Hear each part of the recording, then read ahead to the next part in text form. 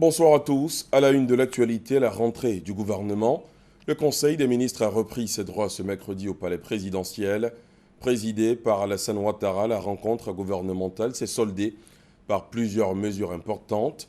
Un sujet a aussi particulièrement retenu l'attention, les récentes violences enregistrées sur le campus universitaire de Cocody.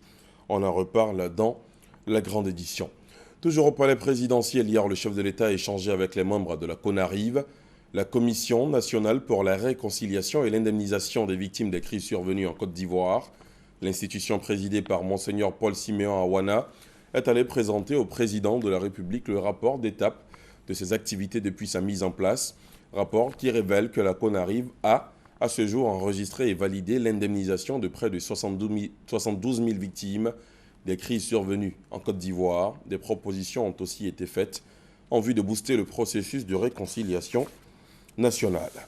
Les députés membres de la Commission des affaires économiques et financières de l'Assemblée nationale ivoirienne ont adopté avant-hier le budget 2016 de l'État.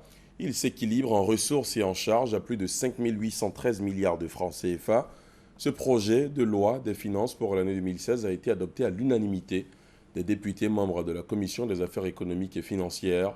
Il a été défendu par le ministre auprès du Premier ministre chargé du budget, Abdourahmane Cissé. Le projet de budget pour l'année 2016, adopté ce lundi par la Commission des affaires économiques et financières de l'Assemblée nationale. L'exposé des motifs ayant convaincu les députés membres de cette commission. Le projet de budget que nous présentons aujourd'hui vise un objectif précis, celui voulu par le chef de l'État d'améliorer les conditions de vie des populations ivoiriennes. C'est un projet de budget qui s'équilibre en recettes et en dépenses à 5 813,3 milliards de francs CFA, qui est en hausse d'environ 12% par rapport au collectif budgétaire 2015, et la part belle est faite aux dépenses d'investissement. Dépenses d'investissement pour créer de la croissance. Quasiment le tiers du budget de l'État est affecté aux dépenses d'investissement. Les dépenses faites dans le cadre de la réduction de la pauvreté passent ainsi de 1 337 milliards en 2013 à 2 000 milliards de francs CFA en 2016. Les questions relatives à la promotion de l'emploi jeune ont également été prises en compte. Nous incitons l'ensemble des entreprises du secteur privé, là c'est un appel au secteur privé, d'utiliser cette année fiscale pour pouvoir créer des emplois. Nous n'avons pas oublié les jeunes qui sortent juste des universités. Et là aussi, nous souhaitons que dès que vous sortiez d'université, que les entreprises puissent vous embaucher avec des contrats d'apprentissage, de sorte à ce que vous puissiez acquérir les compétences pour ensuite aller vraiment sur le marché du travail. Le budget 2016 s'inscrit dans une dynamique de consolidation des acquis socio-économiques de 2012 à 2015.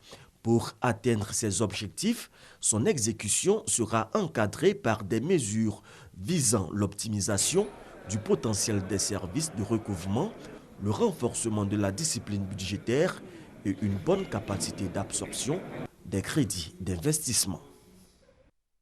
Ce soir, on s'intéresse aussi à la lutte contre la corruption, un phénomène social, politique et économique complexe qui touche tous les pays.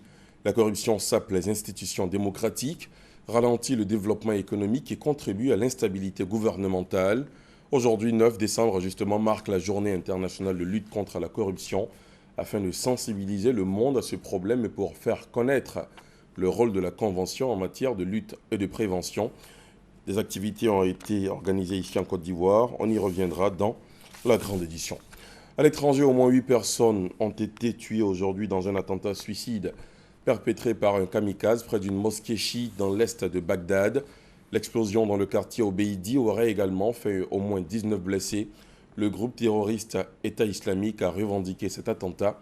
Le I mène régulièrement des attaques contre des civils chiites, une communauté majoritaire en Irak qu'il considère comme hérétique. Vladimir Poutine ou le mouvement Black Lives Matter, qui milite pour un meilleur traitement des Afro-Américains, était dans la liste resserrée du magazine américain Time. C'est finalement la chancelière allemande Angela Merkel qui a été nommée personnalité de l'année 2015, saluée pour sa capacité à faire face aux défis qui se sont présentés à l'Europe, cette distinction depuis la création du prix en 1927. C'est la fin de ce Flash Info. Merci de l'avoir suivi. Prochain rendez-vous avec l'information à 20 h. À tout à l'heure.